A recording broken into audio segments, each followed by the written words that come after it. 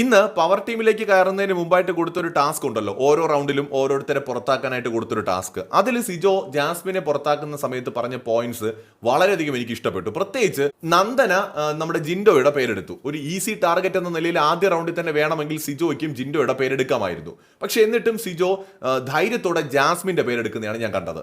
സിജോ ജാസ്മിനെതിരെ കളിക്കണം, ഗബ്രിക്കെതിരെ കളിക്കണം, ജിൻഡോക്കെതിരെ കളിക്കണം, അവിടെയുള്ള എല്ലാ പ്ലേയേഴ്സിനെതിരെയും കളിച്ച് സ്ട്രോങ് പ്ലേയേഴ്സിനെതിരെ പ്രത്യേകം കളിച്ച് കയറി വരുന്ന കാണുമ്പോഴാണ് നമുക്ക് സന്തോഷം തോന്നുന്നത്. അത് ഇന്ന് സിജോ ചെയ്തു. ജിൻഡോക്കെതിരെയും കളിച്ചു, ജാസ്മിനെതിരെയും കളിച്ചു. അപ്പൊ സിജോയുടെ ഗെയിം എനിക്ക് ഭയങ്കരമായിട്ട് ഇഷ്ടപ്പെട്ടു. കാരണം സിജോയ്ക്ക് സിജോയുടേതായിട്ടുള്ള ഒരു ഡിഫറെന്റ് ഗെയിം അവിടെയുണ്ട്. മറ്റത് ഏതെങ്കിലും ഒരു ഗ്രൂപ്പിൽ പോയി നിന്നിട്ട് അവരിൽ ഒരാളായിട്ട് നിന്ന് കളിക്കുന്നത് കാണാനല്ല നമ്മൾ കാത്തിരിക്കുന്നത്. സിജോ ഒരു വിന്നിംഗ് മെറ്റീരിയൽ ആണ്.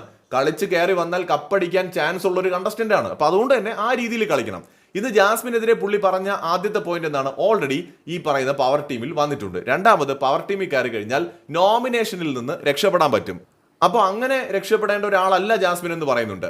അതുപോലെ തന്നെ ലാലേട്ടൻ വരുന്ന എപ്പിസോഡുകളിൽ ഏറ്റവും കൂടുതൽ വഴക്ക് കേൾക്കുന്ന ആൾ, അല്ലെങ്കിൽ ഏറ്റവും കൂടുതൽ തെറ്റുകൾ ചൂണ്ടിക്കാണിക്കപ്പെടുന്നത് ജാസ്മിന്റെ തെറ്റുകളാണ്. ആ കാര്യം പുള്ളി അവിടെ പറയുന്നുണ്ട്. ബിഗ് ബോസ് വീട്ടിലെ നിയമങ്ങൾക്കെതിരായിട്ട് പലപ്പോഴും നിന്നിട്ടുള്ള കണ്ടസ്റ്റന്റ് ഇങ്ങനെ ജാസ്മിന്റെ വീക്ക് പോയിന്റുകൾ ഓരോന്നായിട്ട് അവിടെ സിജോ ചൂണ്ടിക്കാണിക്കുന്നുണ്ട്. നിയമലംഘനങ്ങളുടെ പേരിൽ ഡയറക്റ്റ് നോമിനേഷനിലേക്ക് പോവുക പോലെയുള്ള പണിഷ്മെന്റ്സ് നേരിട്ട ആളാണ് ജാസ്മിൻ എന്ന് സിജോ കൃത്യമായി പോയിന്റ് ഔട്ട് ചെയ്യുന്നുണ്ട്.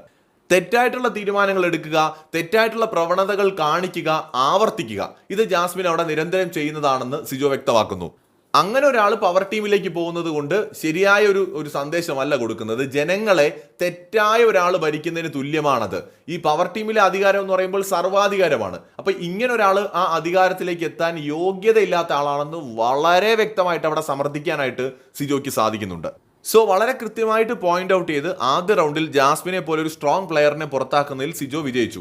രണ്ടാമത്തെ റൗണ്ടിൽ ജിൻഡോയെ പോലെ ഒരു സ്ട്രോങ് പ്ലെയറിനെ പുറത്താക്കുന്നതിലും സിജോയ്ക്ക് നിർണായക പങ്കുണ്ട്. സോ ആ നിലയ്ക്ക് സിജോ ഒരു ഗെയിമർ എന്നുള്ള നിലയിൽ വളരെ കൃത്യമായിട്ടും ഗെയിമിലേക്ക് ഇറങ്ങി എന്ന് തന്നെ കാണാം. കൂടുതൽ അപ്ഡേറ്റുകളുമായിട്ട് വീണ്ടും കാണാം. ബൈ.